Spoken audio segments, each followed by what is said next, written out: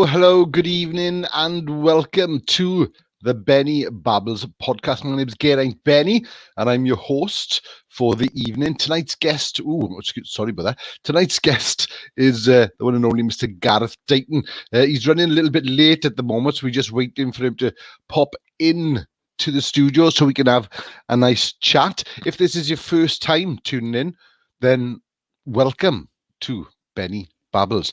I don't know where he is. He said he'd be here just before 8 o'clock. But hey ho, as we know with live broadcasts, things like this happen. I'm sure he'll be along in a moment. If he is listening to this and watching this, then you've got to enter the studio, dude. If you're in the waiting area, just underneath that little box, if you scroll down, there's a little button. If you press that, you can come straight in if you're watching. If you're not, then I'll just rabbit on for a bit longer. I will. Yeah. Okay.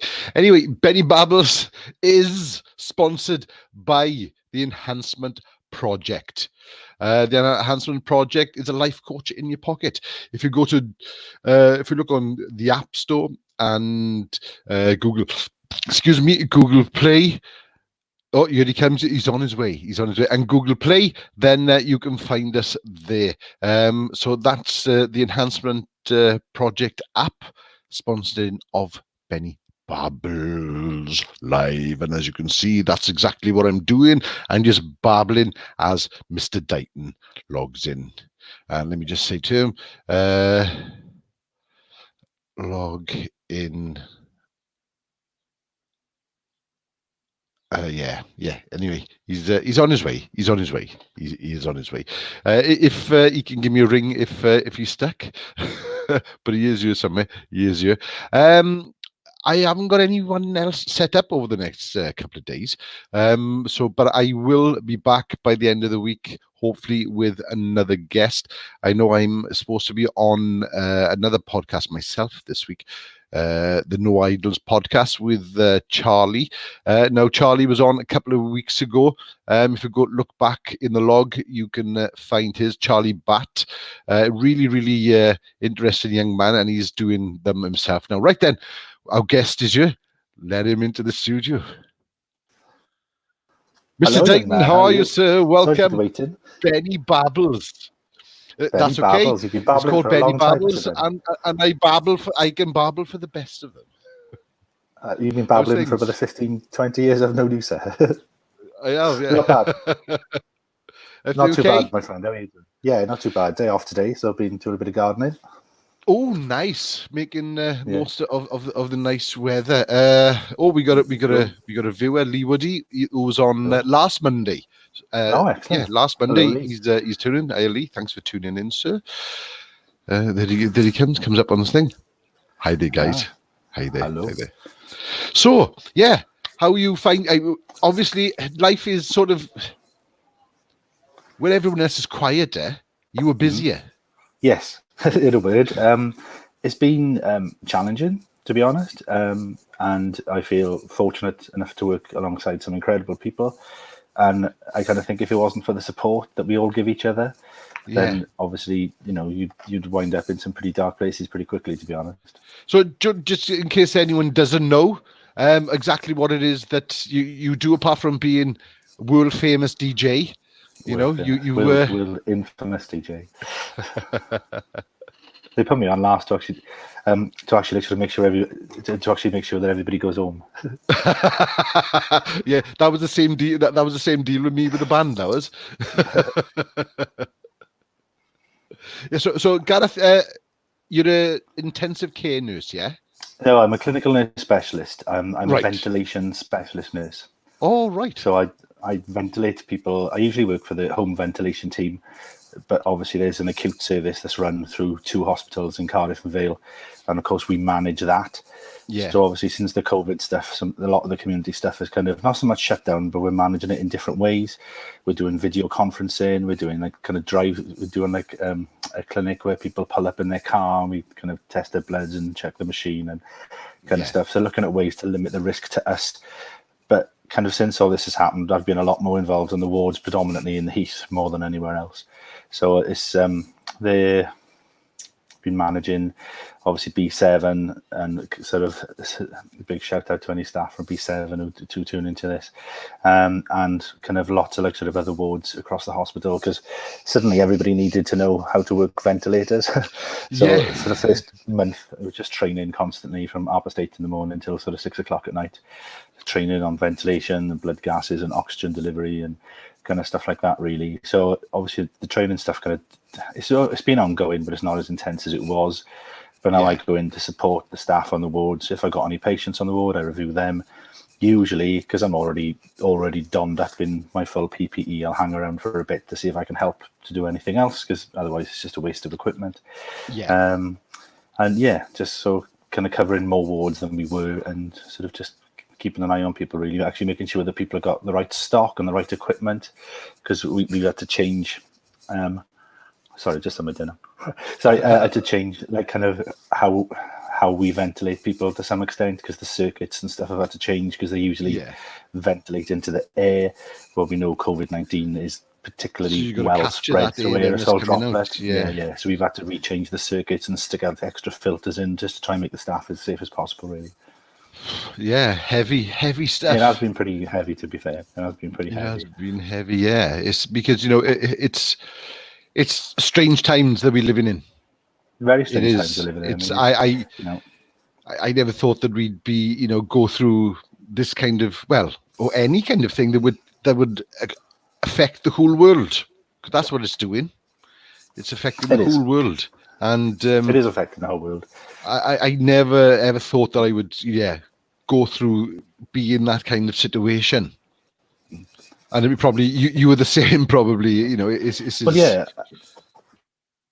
I mean, in many ways, this is kind of what I've been training for my professional career. In some ways, thank you, Mr. Eggman. In some ways, this is kind of what we've been training for all of our professional career. It's just a little bit more sharp end than I would have liked it to have been. It just goes to show you can't control kind of things like this. And yes, there's lots of people making kind of lots of comments about different things around the place. Well, what about this virus and that virus and whatever? And the issue being is that we, globally, we haven't been able to contain coronavirus, and that's kind of why it spread in the way that it has done. Thankfully, it hasn't been quite as deadly as it could have been. But there's still almost 40,000 people in the UK who are dead, who wouldn't be dead if they hadn't have had coronavirus.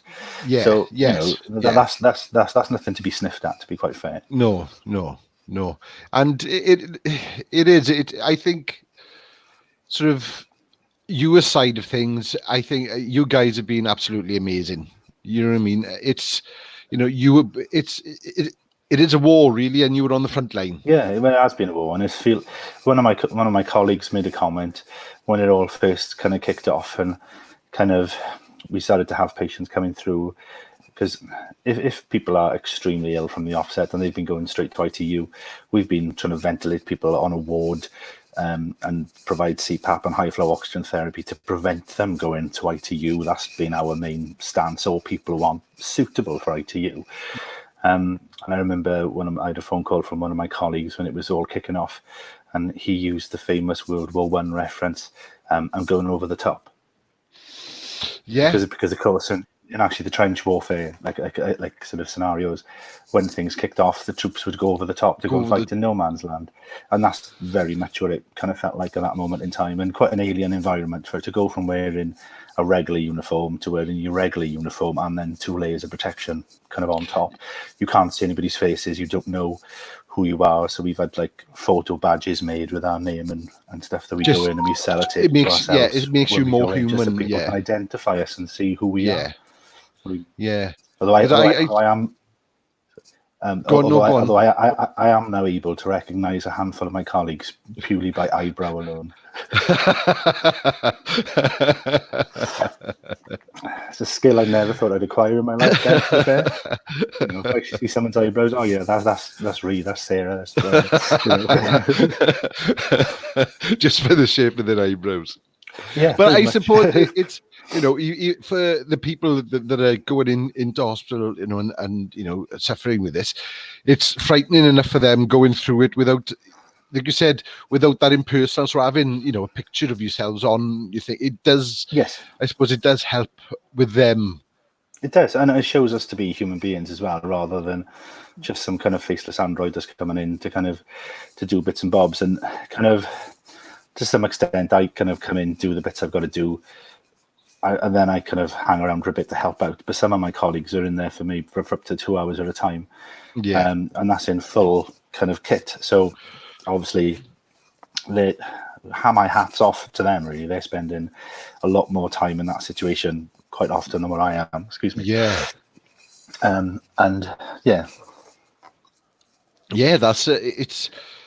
I couldn't even imagine putting myself in that situation. I really couldn't. It's, you guys. I tip my hat to you all, and it just shows that who are the most important people in the world, really, and it all comes down to healthcare and the people in the care sector, and even your shop workers. And things like absolutely, because they the people that, like that actually sort of people who actually keep the world ticking over. And I think that, like I said, we live in such difficult times, and people are praising this person and praising that person. But I think any person who's going out there and kind of helping everything tick over, they have to be considered to be key workers as well. It's not as simple as this person is, that person is. I think there's a whole range, people who go and provide care in people's homes, people who are in a vulnerable position. I mean, quite often they get kind of almost sort of forgotten about, and really I think that's quite a big shame, because they are providing absolute outstanding care to enable people to stay in their own homes. In that's homes, what we all want, because that's basically what we all want at the end of the day. Yeah. And this. Yeah, I think through this, certain people like that need to be acknowledged more for the good work that they're doing alongside everybody else as well, really. Well, I don't think the world is going to go back to like it was. I don't think it can, really. No, it can't. And in a way, it's an odd thing to say, especially after everything that we're going through. It was something that was needed to be done. The world needed to change anyway. And I think people are this has brought people closer to each other.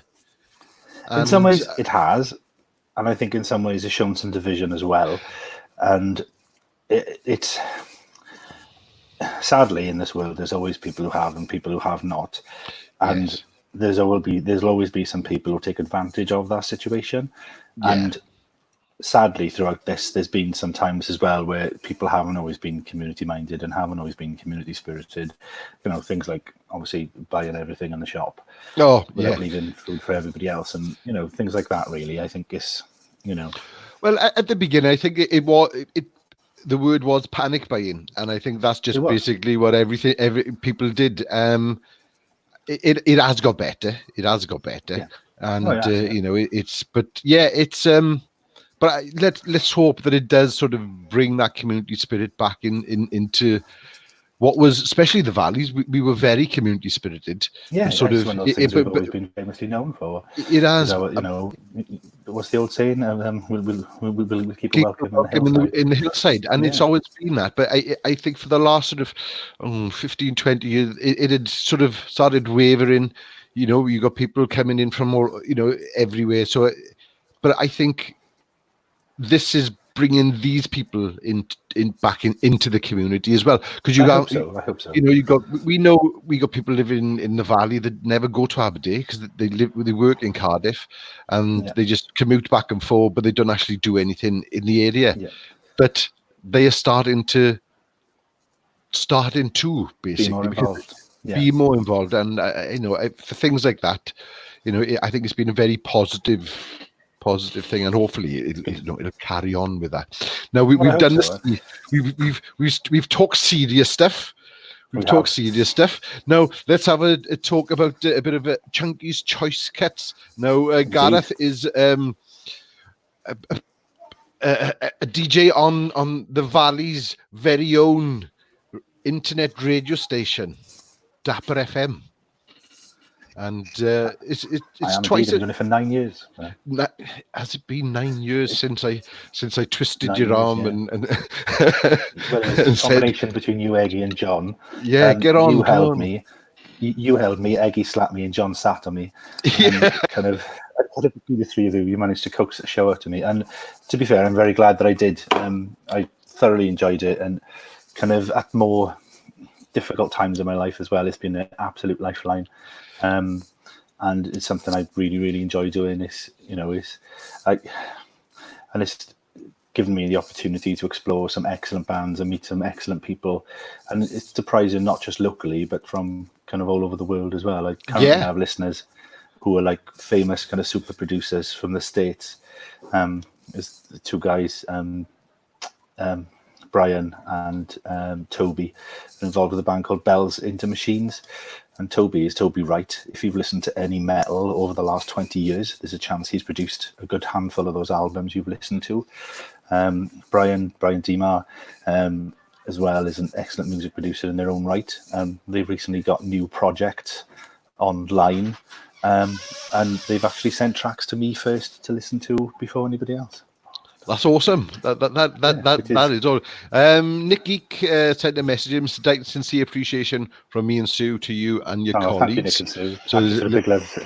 And also we've got a message off Jonathan Evans, Eggy again, just as well. I didn't sit on you.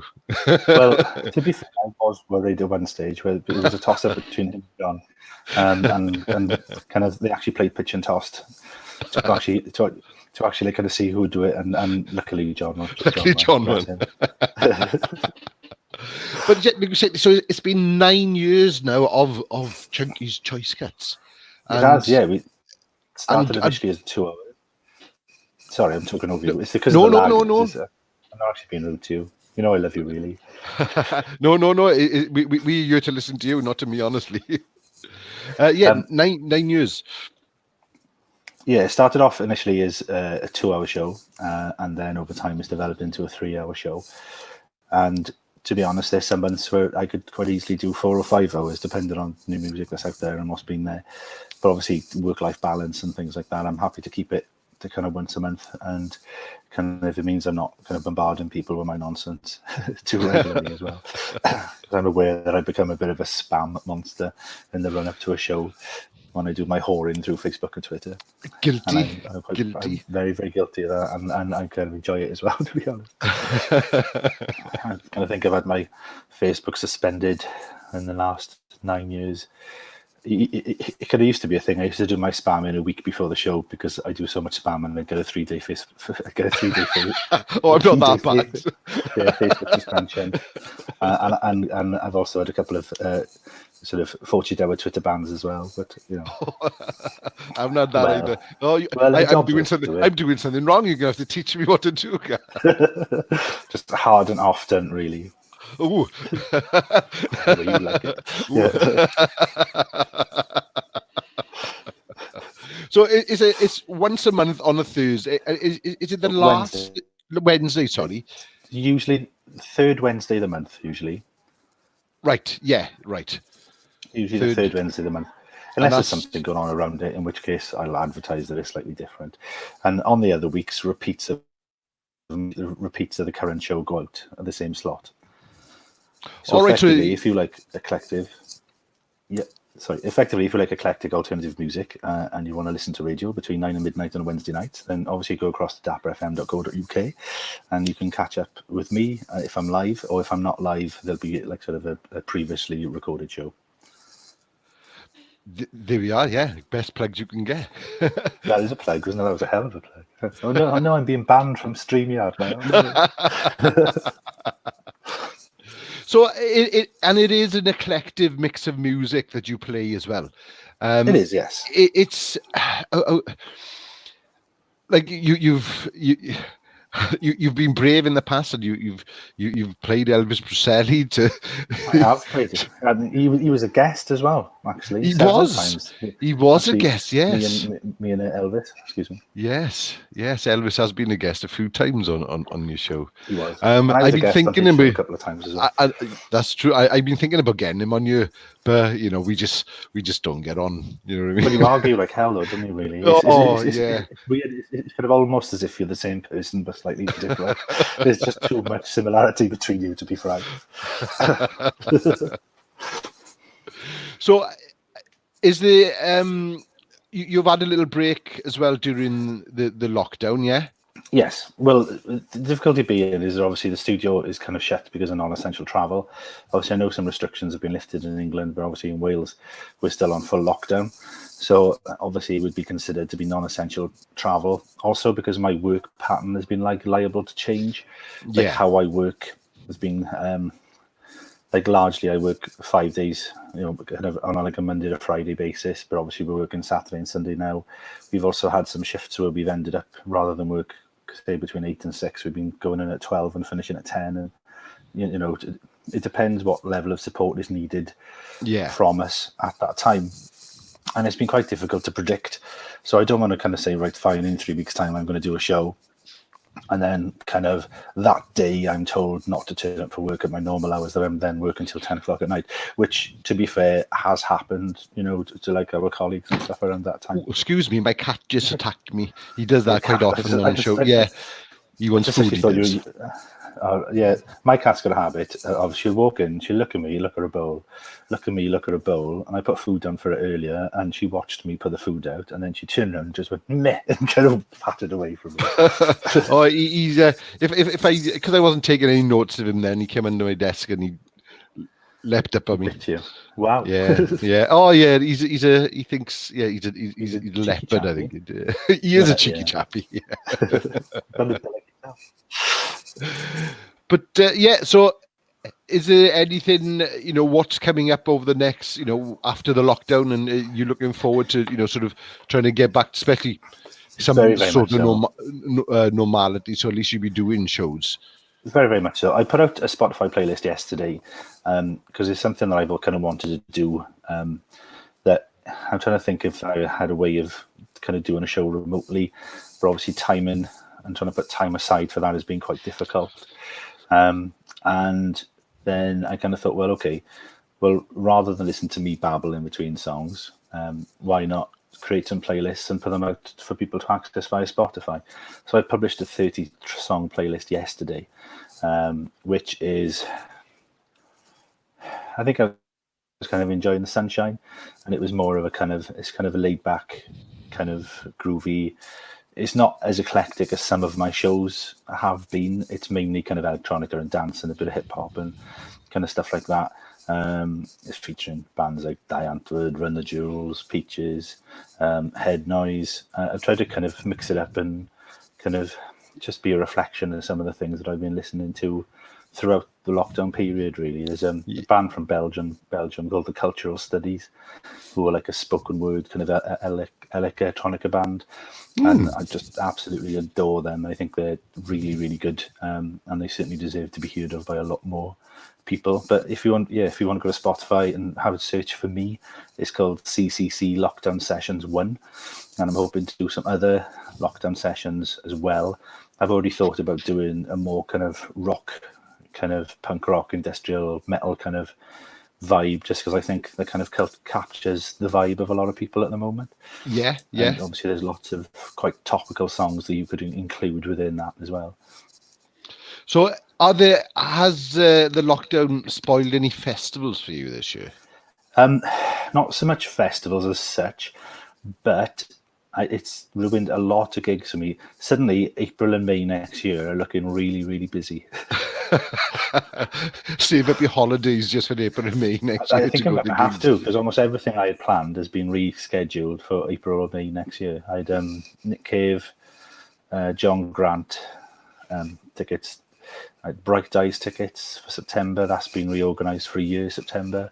I had quite a few comedy tickets as well. Curry Pritchard McLean, Josh, and Ross Noble, who I met in Lidl's in Aberdeen a couple of years ago. No way. Yeah, it was actually when the motorbike races were on. He's a massive motorbike fan. Yes, yeah. And I popped to Lidl's to buy bog roll on Sunday afternoon. And as I walk into the car park, Ross Noble is there. And I was like, you're Ross Noble? And he's like, yeah, I am, mate, I am. Had a chat for about 10, 15 minutes. I got photos of me and him.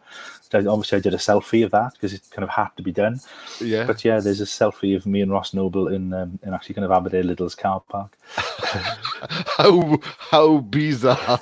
That was very random, that was. Of all the people you expect to meet in Lidl's car park when actually you're buying bog roll, probably would never have ever thought of kind of Ross Noble. But yeah, he really likes the bike races. He attends them whenever he can. And he was on tour in the country at that time because he lives in Australia at the moment. Yes, he does. Yeah, with his family, and yeah, he was basically doing some touring around the country. He had a couple of days off, so they actually made a point of actually coming to Aberdeen to actually see the bike races. And why not? And why not? Yeah. And I think it's one of those things. If you're not involved within the motorbiking world, I don't think you realise how big Aberdeen bike races actually are. I mean, they're a huge event. Yeah, there's actually I think it's PlayStation 2 computer game motorbike, and Aberdeen Park is on that. And it's an amazing, yeah. So it's to get that kind of recognition, to be the money spent on it to go to a game I absolutely. Especially growing up, I used to go every year. But back in those days, you could jump over the fence. Yeah, you can't do that anymore. Days. We're actually too old now for actually different. We'd actually sort of break our ankles or actually sort of dislocate our hips or something. That is very true. Yeah. My back. Oh God.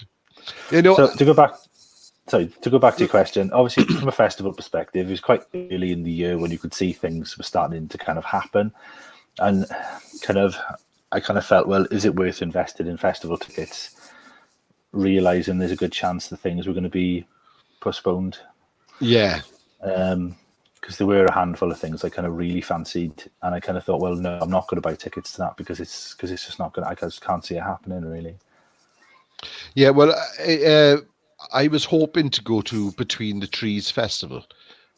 Which is no, I think you'd love that because it is a very an eclectic kind of festival, really. To be fair, it's something we've looked at going to over the last couple of years. I'm pretty sure Pixies headlined it last year, and we seriously toyed with going to it, obviously to catch up Pixies and people like that. Lee Woody's just posted as well. 9 Inch Nails every day is exactly the same. Funny enough, that is a track that is already going to be on my next playlist, as well as kind of Isolation by as a cover, obviously of a Joy Division track, but by Therapy covered it. So songs like that are probably going to be on my next playlist. Going back to the point, but yeah, it's kind of we did look at that. There was a big Pop Lead to Self gig in September, and obviously you've known me for a long time. You know my love of the Poppies. And they were playing The Cure for Sanity in full with support from Collapsed Lung and Utah Saints. And it's like, oh, really? That was proper 90s flashback for me. Although I almost wore my Collapsed Lung t-shirt to Asda's last week, but I thought that under the current climate, that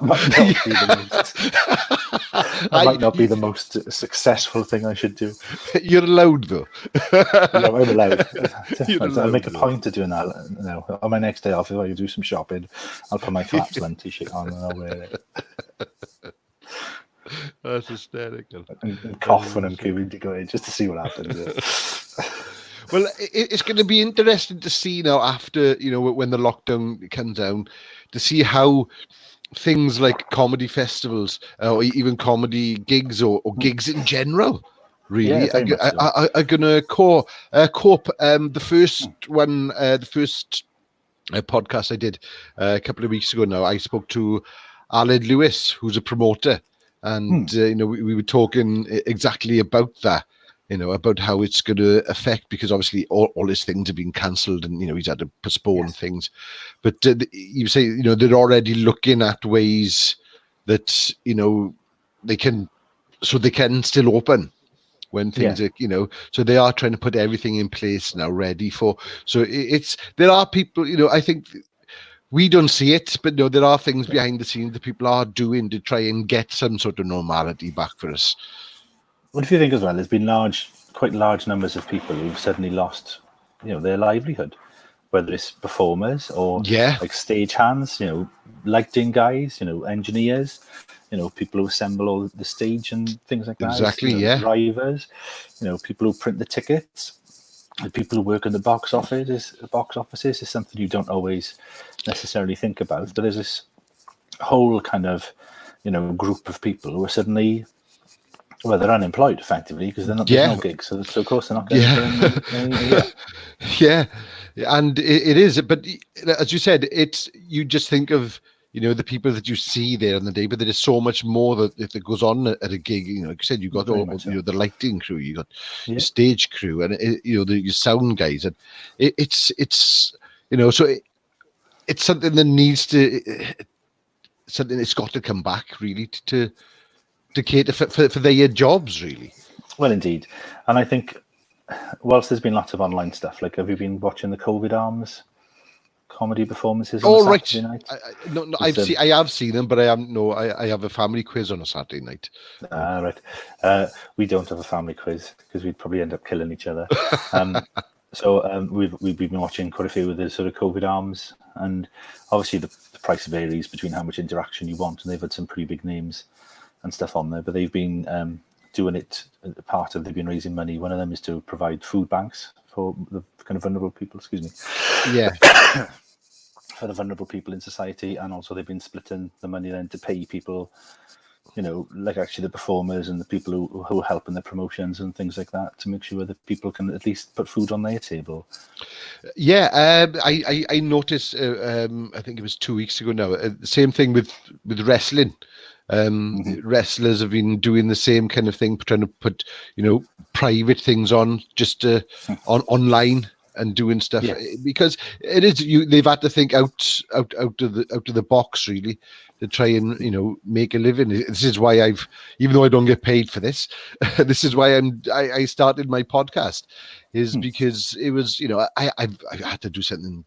I got to do something creative, otherwise, you try and you lose your mind. Even though I lost mine, well, you do, and that's kind of where these Spotify playlists have kind of come from. That I've been kind of, obviously, I'm still getting sent a lot of music, and I still listen to a lot of music, and kind of obviously I'm back and forth to work, so of course I'm listening to stuff in the car, and you're hearing bits and bobs that remind you of things, and it's like, okay, like with this playlist yesterday, I kind of had a rough idea, kind of what I wanted to do, and then I saw Eggy had put out his collaborative playlist, and I checked a couple of songs into that, and so did you, by the way. Which I was reading through it, and I was thinking, like, okay.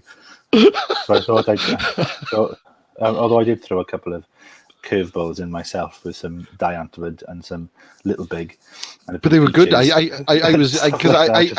listened to it. I listened to it myself, and I don't know how it let me add, because I haven't got Spotify. I got it on my phone. I don't pay for it, but it let me add stuff, and I was like, no, that's a silly thing to do. Egg is off. Look, add stuff to my playlist that I'm listening today. So Dooney, the fastest milk cart in the West. Granddad as well. Whispering Grass. And Yeah. then suddenly I come along and blast him with some Diantwoord and some little big song Well, called Big Dick at all things. Well, I did leave him some Mac Lads, and I left him some Steel Panther as well. So Yes. That's the modern day equivalent of the Mac Lads in the Steel Panther. yeah. Oh yeah. No, are you a podcast listener? Yes, I do listen to podcasts. Do you listen to the Joe Rog? Excuse me, No. Eggy's just made a statement.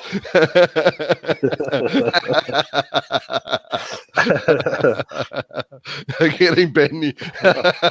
Thank you actually for clarifying that, Eggman. I actually thought I said do some decent tunes. Some of them I thought might have been a bit lyrically challenging, but you know me, I actually like to push those buttons. You know. Well, are you do you watch or listen to the Joe Rogan podcast at all? No, I don't as a rule. No. I know it is a very well. It's the world's highest listened to podcast, but it is really because of the kind of guest he does. It's when I first, I think it was about 3 years ago, I started getting it sort of into podcasts. And I started listening to it, but I always thought it was like sport and things like that. But he has so many interesting people on his show that wouldn't get sort of normal TV kind of like professors and doctors and archaeologists, and it is a real thing. Well, he's YouTube's number one I've heard of him. watcher, and he's just signed a deal with Spotify. Wow. He's going, so you'll only be able to get listen to him on Spotify. $100 million. Wow. So they didn't even offer me $1 for Chunky's Choice Kids. Well, what it was, I think YouTube, since this has only come out since I started Benney Babbles. I think that he's seen Benney Babbles and thought, whoa, hang on, there's another bald guy. Really. There's another bald guy on the scene. I need to get out of here. And he's making room for me. Thank you, Mr. Rogan.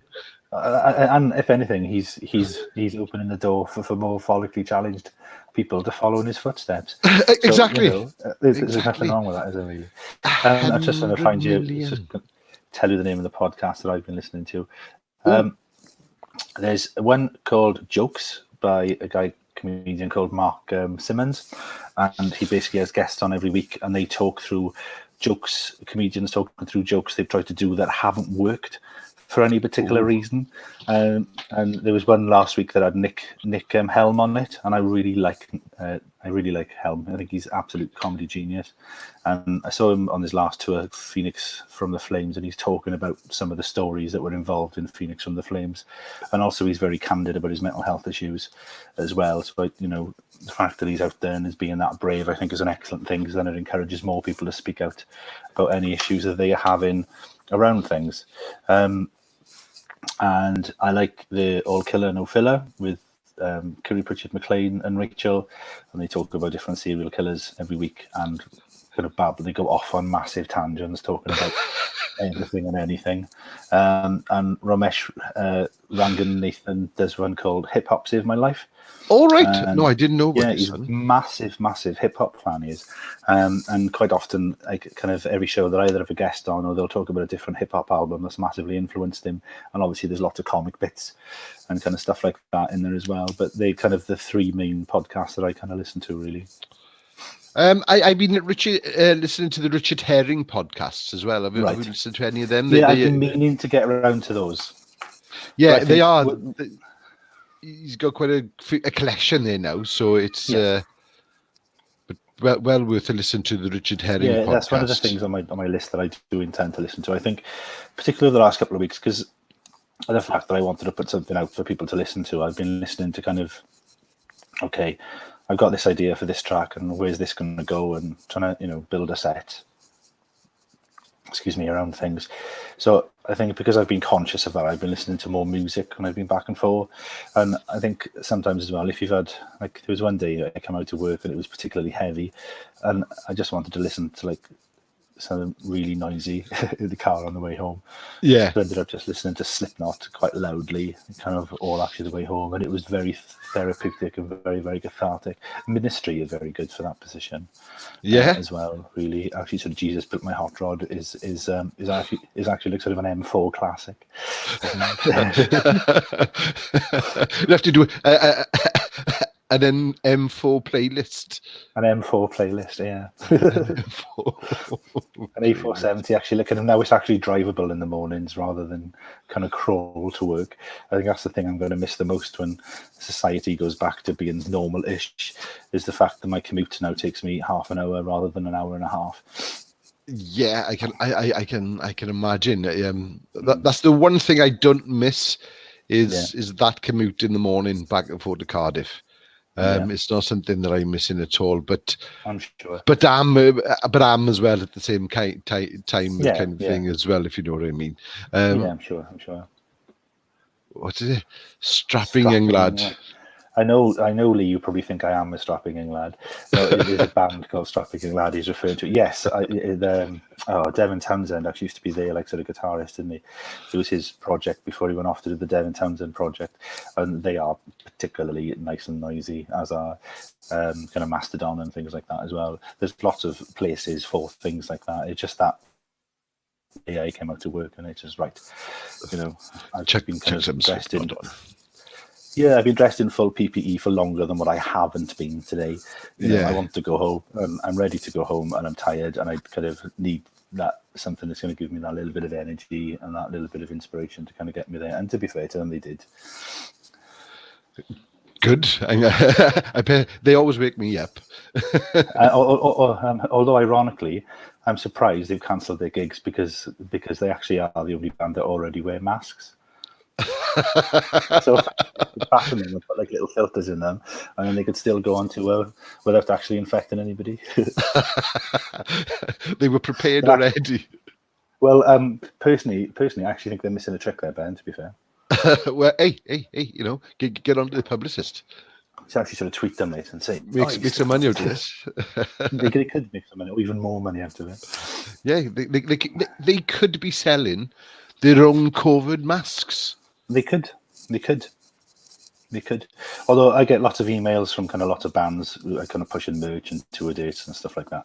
And the amount of Diant have started making masks that say "fuck COVID" on it, and like homemade little face masks, and you kind of think, ka-ching. I know. Obviously, I know. Obviously, it's a very difficult time for people, and they want to make some money from somewhere.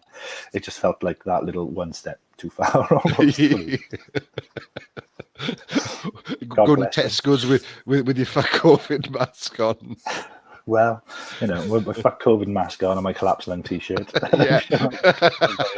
I'd actually stand in the queue outside and cough twice on purpose. Maybe working in the Heath all day. So apart from all the shortest queue in Aberdeen. There you go, you're coughing now. Got me coughing now. So about this video link and not in the same room, I'd have to self-isolate now. I know. Oh, dear me. So apart from obviously COVID and not being able to do the show at the moment, and you're doing work, what are you looking forward to the most after when things do settle down? I know this sounds a bit odd, but it was. I'm looking forward to giving my mum a big cuddle. It was my mum's 70th birthday a couple of weeks ago, and we kind of went up and dropped presents on the doorstep and kind of ran away. And suddenly I felt like all those years of playing Knock Knock Ginger as a child had actually come in handy for something. And it was kind of quite difficult to kind of to see or talk to people who you know and you care about. And I'm quite a huggy man, as it's fair to say. Whenever actually you and I meet, we actually usually have a hug. Yeah, have a hug. And to be fair, I actually do it in a lot to my friends. Yeah, but it's same you. Being able to have that kind of tactile and just being able to sit in the same room with them and have a chat rather than they're on the doorstep and I'm by my car or whatever. To just trying to touch base with people, really. Yeah, I think that is. It is. It's going to be an odd one because, like you, I'm an embracer. You know, You are embracing them. you We know, both are, yeah. especially we haven't seen each other. It's but it's going to be, I suppose it's going to be difficult to be. I think it will get back so we can do those things. Yes, but well, I hope so. it's just it's going to be it's going to be difficult for people that want to date otherwise, isn't it? Extremely difficult, yeah, because there was this. We were watching the Ranga Nation last night, and this woman in the States had kind of made this big kind of plastic sheet thing where she goes and stands outside her grandkid's house and puts her hands through this plastic sheet so she can kind of hug them, and you kind of think it's only a matter of time before someone adapts that, isn't it, really? I mean, but puts other holes in it and kind of different bits and bobs, after you can see it happening. It probably already it's probably already happened. It's probably already there somewhere. I would have, sadly, I think you're absolutely right. I would have thought so, but there's 101 things I never want to see with actually my own eyes. Yeah. You'd probably get somebody that would want to try and wear it out as an outfit on a Friday. No. But no, I suppose it is going to be it's going to be things that we're just going to have to get used to, I think. And I agree. The thing is, people say, I've spoke to people and they're like, oh, I don't know if I can get used to that. It's like, hang on, we're human beings. That's what we do. We adapt. Yeah, we adapt. That's what we're designed to do. We are designed to survive and adapt. We are, and I think apart from having opposable thumbs, they are some of the things that separate us from other kind of animal groups. The fact that we are able to kind of adapt and survive, and I think kind of this whole situation has been a massive test of that, really. Well, it's making people step out of their comfort zone, isn't it? Absolutely. Well, and I think rather than people stepping out, I think people have been dragged out kicking and screaming. Because you have no choice. It's not like, okay, I can't do this, I mustn't do that, or whatever. Suddenly, well, no, I can't do that because there's X amount of consequences, and that's part of what the Dominic Cummings stuff is about at the moment, isn't it? Really? Yes. Yeah. I feel is that typical ruling classes, one rule for us and one rule for kind of the plebs. And it's a mockery of it. That's the sad thing about it. It's the arrogance of it all, Ben. It's the arrogance that I find the most difficult to kind of comprehend there. And yes, you kind of always expect people who work for certain political parties to have a degree of arrogance to them. It's the way they are. It's the way they've always been, and that's never going to change from that perspective. But there's no humbleness there. There's no kind of, there's no sucker. There's no kind of, I don't know. I think people like that are incapable of feeling remorse because they don't believe they've done anything wrong. Yeah. And I think that's kind of I think you've hit the nail on the head there. There's an air of entitlement, and hugely. There's arrogance and entitlement are two of the things that get my goat. And you've known me for a long time. I'm quite a patient, kind of lovable, peaceful kind of guy. There's not a lot that kind of really, really winds me up. But arrogance and the sense of entitlement genuinely does. It makes me very, very angry. And rightfully so, because as I said, it is making a mockery of the whole system, where you've got, how these are the people that are supposed to, be setting an example, and then you get caught out, and it's not even, oops, I'm sorry.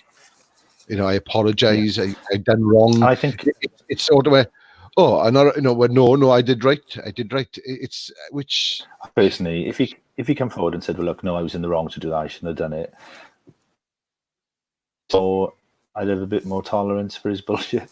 I think I'd kind of be a bit more, well, I didn't want to turn this political. Sorry.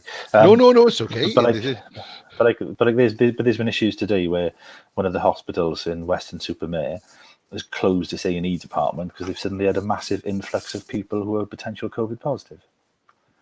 Now that's just over 2 weeks after the VE Day celebrations, which saw many people kind of flout lockdown rules. And again, on many beaches in England today, it's been exactly the same. Absolutely.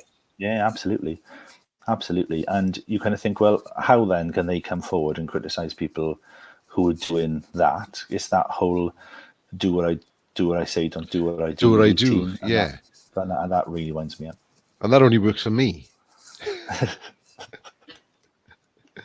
We both know you're not really like that. You're a nice man.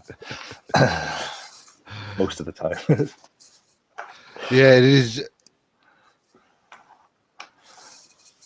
Yeah, they are easy. People are easy to trigger, and I like to trigger that sort of person. Yeah, What really makes me laugh is that when people like that kick off and you criticize them, they turn around and they go, "Oh, you're a snowflake. You're a snowflake." Yeah. You kind of think, well, okay, that person gets triggered by more things than what I do, and they have more of a reaction to it. So therefore, if you stop and think about it, who's actually the real snowflake? Who is actually the real snowflake? Yeah. Classic example is someone like sort of Piers Morgan, who just gets on his high horse and rants repeatedly about things. And certainly over the last couple of weeks, I hate to admit it, I kind of been agreeing with slightly more of the things that he's been saying, which I find, which is a very challenging position. I find myself I know exactly what you mean. I know exactly what you mean there. He's a bit of a gobshite, isn't he? On the quiet. I don't usually, take any notice of him, but over the last couple of weeks, he's fair play. He seems to be the only person that's actually speaking out against. One of the few people who is speaking out, and he's kind of pretty much saying the types of things on a public forum that many of us kind of think and feel about things anyway, really, about, this whole idea about schools going back in a couple of weeks and kind of things like that. It's just... Yeah, it's you try and tell a 4-year-old not to go near you or anyone else, really. It's mad, like. Yeah. Sorry, suddenly someone's playing some really shit music really loud. It's a band outside your house. Go play our music. No, it's not. It's just someone playing. I think a car's just pulled up, but it's like dreadful. So I wasn't sure how much of that bled over. That wasn't me. I'd like to clarify that. Obviously, for taste reasons. I do not take responsibility for that. Not at all. Not at all. Nowhere near responsibility for that load of bullshit. So just looking forward to just obviously seeing people and seeing your mum, seeing your family. Yes, spending time like with people and catching up and just doing normal things like socialising with people who you don't see every day and kind of things like that. Catching up with your good self and my cousin Moggs and just my sisters and just having a chance to catch up with some friends and family. And I think that's my top priority, really.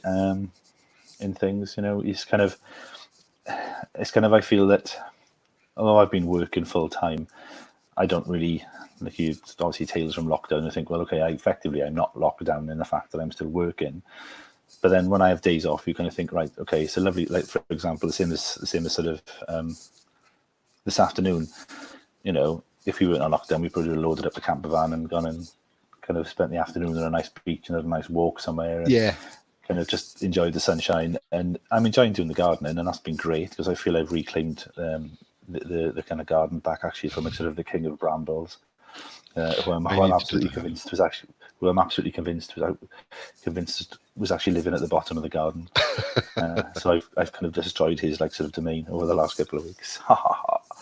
And planted some vegetables and fruit. Oh, nice, nice. Yeah, and kind of it's just not having that degree of freedom that we're kind of used to, and I think I see it kind of sharp end. I see the need for it, and I see how important it is. And yes, okay, we've had almost 40,000 deaths in the UK without these lockdown measures. How many would we have had?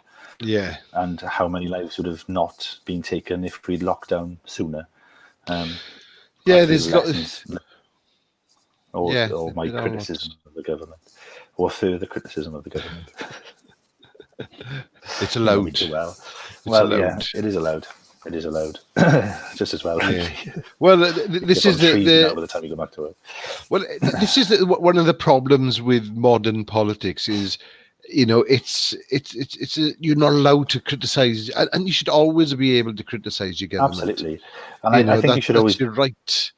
Absolutely, and I think just because you might have difference of opinion with somebody, you're right. You actually dying on video link.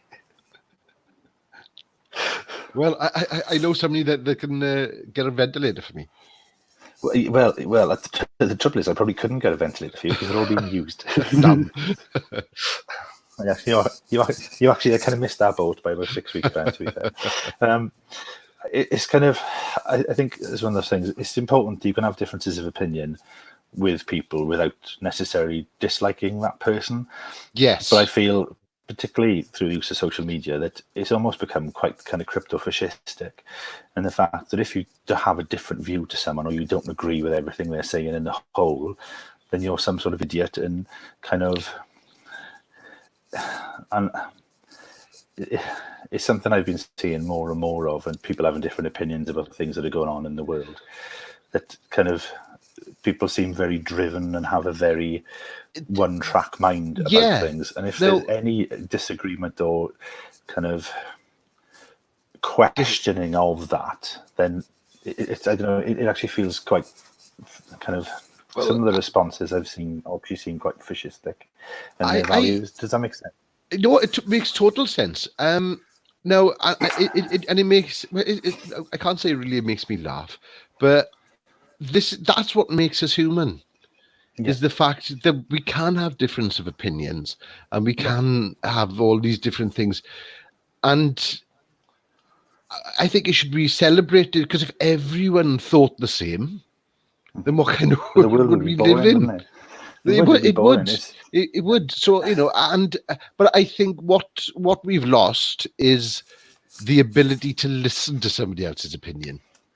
I think what we've lost is the ability to have rational conversation. And I think that's the trouble, isn't it, with social media? Particularly social media, you say something and it's out there and it's a statement, and then somebody might say, well, actually, I kind of disagree with that. Well, you're wrong. You shouldn't be thinking that. You're a sheep. Wake up, go and do your research or whatever. And you just quote things that you see on a daily basis, and you kind of think, well, okay. But to some extent, some of that kind of makes me laugh, because people then are actually saying some views on a social media platform that's known for harvesting data. So you're being told to wake up and to do your research and to not be buying into different ideas and kind of ideology, whilst submitting a shitload of personal data to someone who's going to use that for whatever terms. And I can see the kind of, I don't think everyone appreciates the subtle irony in that, whereas it does actually make me chuckle to myself. But no, you are right. You are right.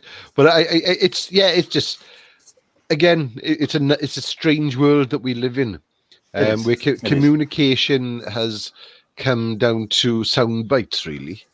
It is. And I think to some extent lockdown's made that a little bit more difficult, because, okay, you can have telephone conversations with people. Not everybody likes talking on the telephone. Email, I think text messages and everything like that. Oh, I can see you again now. It's getting a bit dark in your nose, yeah. And I think that kind of trouble with text messaging and email and social media stuff is that it's so open to interpretation, because obviously you don't see any of the context that it's meant in or said it. There's no tonality of voice. Whereas, I could say something to you as a joke, but use the same words in a text message, and you could take it as a threat or a pop in any way. And kind of, I don't know, I think because we're not going out and meeting people and having conversations with real people that we want to have conversations with. Not that I don't have a conversation with you, of course, I didn't mean that at all, but to some extent, this is the first conversation I've had with you since lockdown at the start. Yeah, it has. We sent a couple of messages back and forth to each other, because we do keep in touch and we chat. We have done for a long time, but I think kind of people are reliant upon that medium, and therefore it's very easy to take it out of context.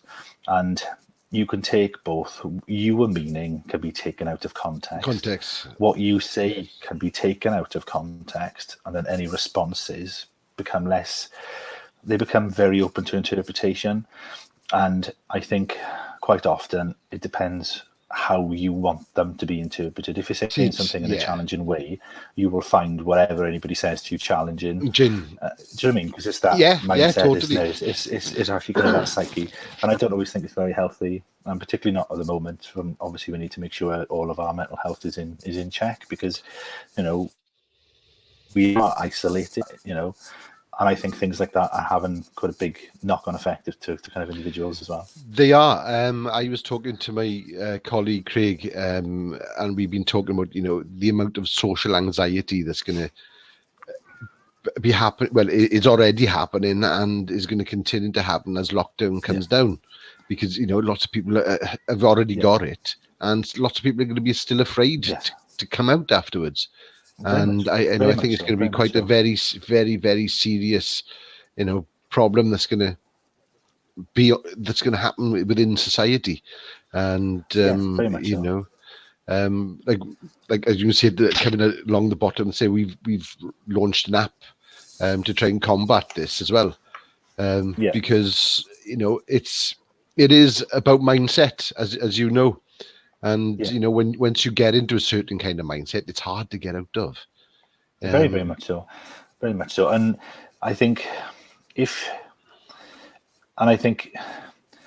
very easy for people who have experienced no mental health problems before now to suddenly have these problems hit them, because we are living in exceptional times. Yeah. And so suddenly we have got this feeling of despair and this feeling of loneliness, and quite a lot of anxiety flying around the place as well. And that's very understandable with everything that's going on in the world. And I think people don't quite know how to manage those, because they're things they've never come across before. Yeah, totally. And even if they haven't suffered in the past, I think it's a very difficult place to be. Whether especially for people that are on their own through all of this, the loneliness that it's. I know people that I've spoke to. I've spoke to them via messaging and things like that, and I've run with them, and people that I thought they were always quite strong-minded, even they are finding it difficult during this time, because they live it alone. They can't see their loved ones, they can't see their friends, and I think it's something that we need to look out for when everything sort of comes back to normal. I think it's definitely going to be something that comes back to bite people, and because if you think about it, if you're experiencing these problems, well, actually, where do you go for help? Because you think, well, okay, like the GP is kind of very limited access to it. Some of the services that are there are now more difficult to access because of X, Y, and Z. And Lee's just posted a good point. That's why I think podcasts like this are a great help. And and yes, they are, because people are now looking for information and looking for kind of ways. And it's okay saying to someone, oh yeah, but the self-help techniques that actually you can do. But the trouble is, there's so much, as you know, there's so much nonsense out there. Yeah, that finding access to good resources and good, reliable, quality resources is something that inevitably will catch some people out, because they'll fall down one path without realizing it's the wrong path for them until they're corrected. And again, going back to how we're communicating at the moment, I find people find it difficult to admit that they're wrong in certain kind of situations. Yes. And when it comes to things like well-being and mental health, no one likes to want to think that they're doing the wrong thing for their own health. And this kind of thing, conversations that we've had with the kids and stuff, just to kind of say, well, look, it's okay to not be okay. Yeah, it is. But the trick is to talk about it and to let people in and kind of. And don't beat yourself up about it as well. No, absolutely not. It's life. I think that having suffered with it, my mental health for a long time throughout my life, what was one of my main issues, was the fact that I couldn't forgive myself for things, and until when I learnt that it's okay to have a bad day, and we're all human. Absolutely. Everyone has a bad day. Absolutely. but we get in that bubble, and we don't see anybody else's lives. All we see is ours, And Very much so. And what you tend to find is then you put yourself under a microscope, and I have trouble sometimes when I'm feeling particularly anxious, that you kind of dwell on conversations you had with somebody 15 years ago, and you kind of think, well, I should have said this, and I should have said that, and I should have done this, and I should have done that, and you think, well, actually, that's 15 years ago. There's nothing you can do exactly now to kind of try and change that. Try focusing your energy on what's around you and what's in front of you, and living in the now. The trick is breaking that cycle. And I've lived in significantly more anxious times than I'm having at the moment through my own personal stuff that I've gone through. And I kind of think that was the one lesson that I taught myself, was the fact that you can't change things that can't be changed. So things that are in the past are in the past. And there's no point dwelling on them. But if you want to make something positive, then you can focus on your positive energy on here and the now and what's in front of you. And in fact, not doing that is far more damaging than anything else you could do, I believe. And that's from my own experiences of things, really. Yeah, as Lee is just saying there, gratitude and forgiveness are the key. Absolutely. It's about kind of, forgiving some things that have gone on in the past, and the gratitude, and kind of accepting the fact that you can't change those issues as well, and being grateful for the things that you have got, rather than rather than being angry about the things that you haven't. And I kind of think, well, there's far more people in a far worse place than I am in the world. And, I was watching a program last night, and they were showing refugees between Bangladesh and Myanmar. And you kind of think these are people who are literally living on the edge of society by a thread, with literally the clothes they've got on their back. And you kind of think, well, try putting that in context. Without actually different bits and bobs. And I think that we've all got quite a lot to be grateful for. And I'm aware there are some people in a very difficult position, and it can be difficult to get out of.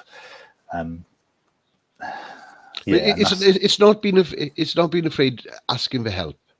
No, not at all. That's the thing. And again, that's just down to self-pride.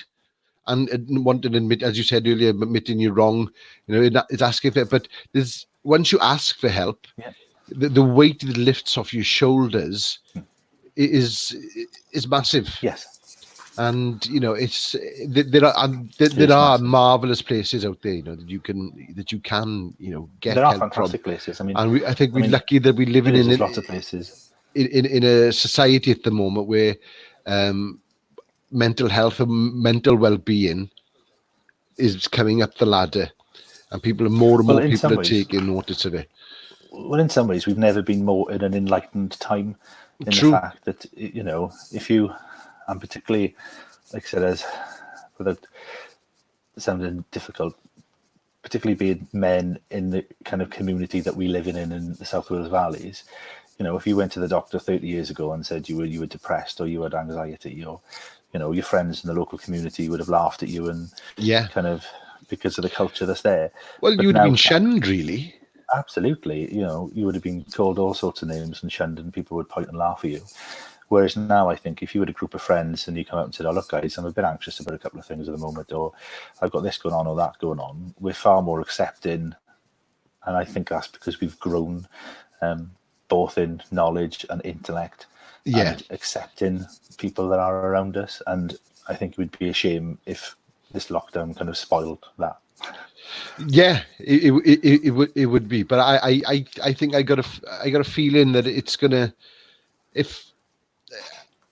as I said earlier about the community spirit of things, I am seeing people looking out for people that and let's hope that that carries on, and we can sort of and don't be afraid to open up. If there is anyone out there watching now or listening to this later on, don't be afraid to speak to your family, speak to your friends. It's there's nothing to be ashamed of anything. It's no, not at all. And also as well, people who are in kind of very vulnerable situations, like people who are in abusive relationships and kind of things like that.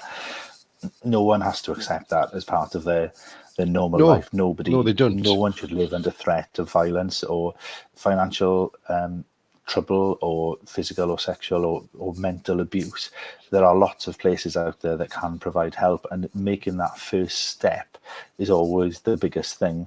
But if you need out, then you need out.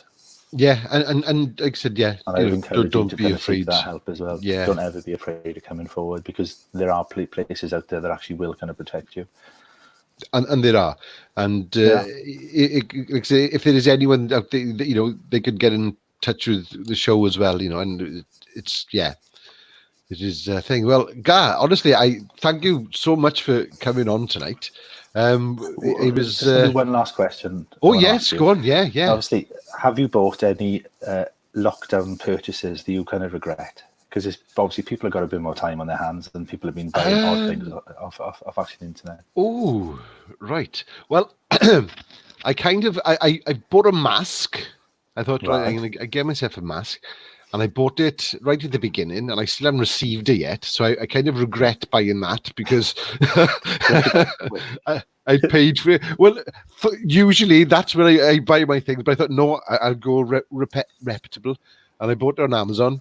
And then after I bought it, I looked on it and it said, come from China. And I was like, well, I might as well have gone and wished and paid half the price for it. But I think that's the only thing that I regretted, because let me think, is there anything else? No, I've been quite good, really. I bought a DVD from actually Bonnie Tyler, and it was meant to be 100 greatest England like sort of football saves. Yeah, but it's actually just totally clips of Joe Hart.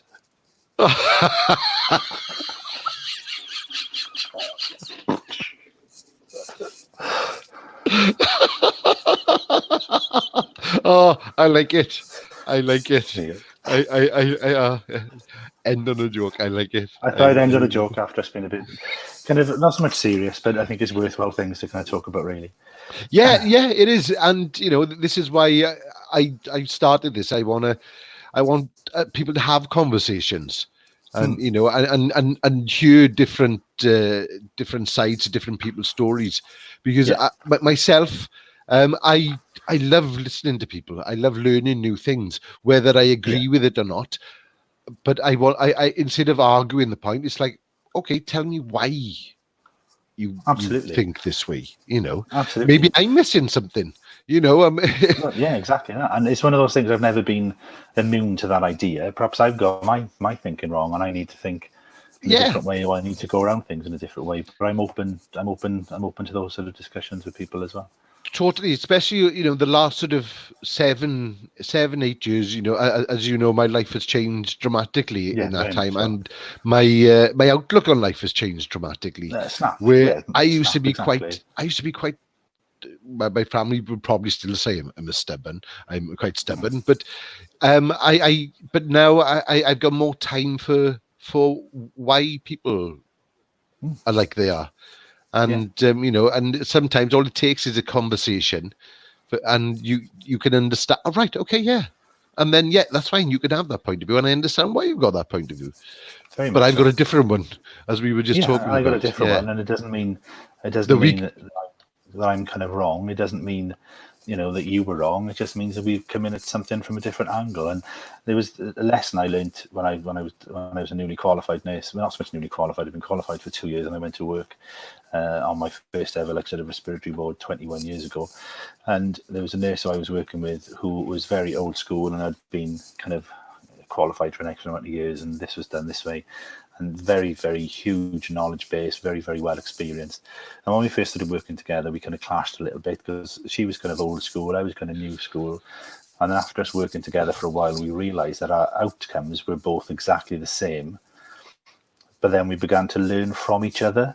And the fact that, and to the fact that now she's still someone who I would kind of doff my cap to, as someone who had a great influence over me from a professional career, and helped me develop the skills and abilities that I've got, that I still use on a daily basis.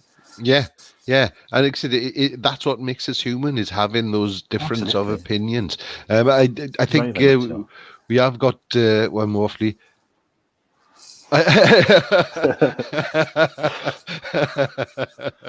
So you don't regret it, really. She regrets you buying it. She regrets it, and to be fair, I think the amount of dots after that statement kind of say it all, really.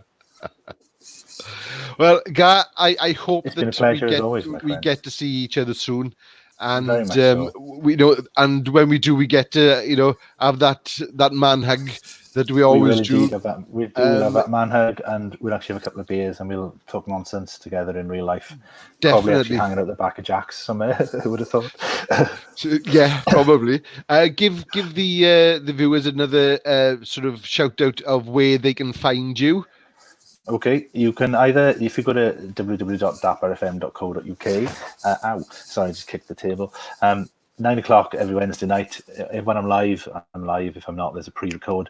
Also, if you go to mixcloud.com and do a search for my name, Gareth Dyton, there's about 30 odd old shows that are up there that you can listen to. So obviously, if you've got lots of time and you want to pass your time by listening to 3-hour slabs of excellent eclectic alternative music hosted by my good self, then that's somewhere to go. Or also my new playlists up on Spotify. Again, do a search for me, Gareth Dyton, on Spotify, and there's a 30-track kind of light-ish, summer-ish playlist that's only got quite a lot of swearing in it, so be careful.